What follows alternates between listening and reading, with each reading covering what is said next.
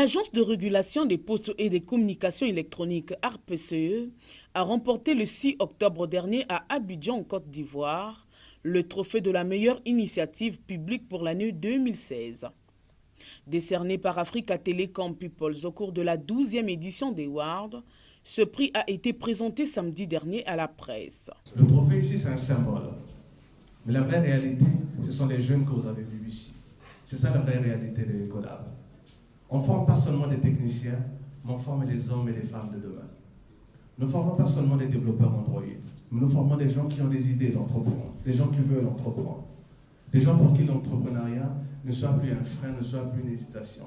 J'aimerais pouvoir remercier l'ARPCE en général, mais en particulier son DG, le directeur général Yves Castanou, et aussi son DAFC, ici qui nous a soutenu, M. Mabiala, qui nous a soutenu depuis le départ. Ces trophées consacrent en effet les efforts de l'ARPCE dans sa mise en place de Ecolab, centre d'excellence qui offre gratuitement aux jeunes Congolais des formations qualifiantes dans les métiers du numérique.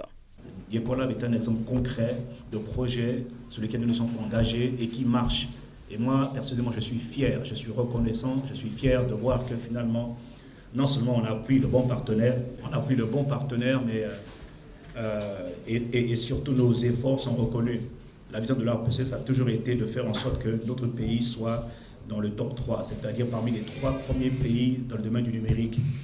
Et on n'est pas encore arrivé, c'est vrai, mais on a fait un bon bout de chemin en 6 ans et je suis convaincu que d'une manière ou d'une autre, on va y arriver. Comme tu dis, ce n'est que le commencement, ce n'est que le début du commencement.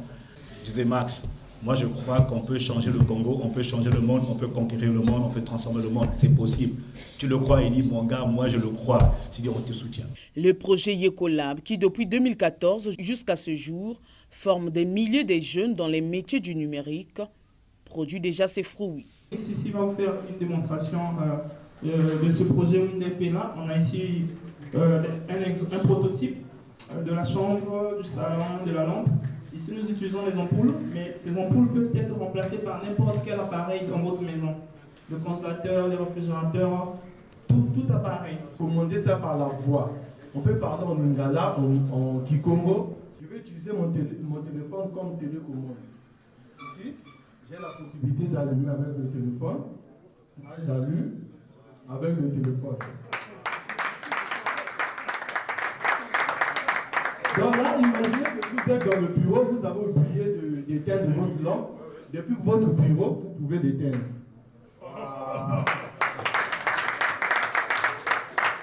Encore, tu peux aussi télécommander ça par la voix.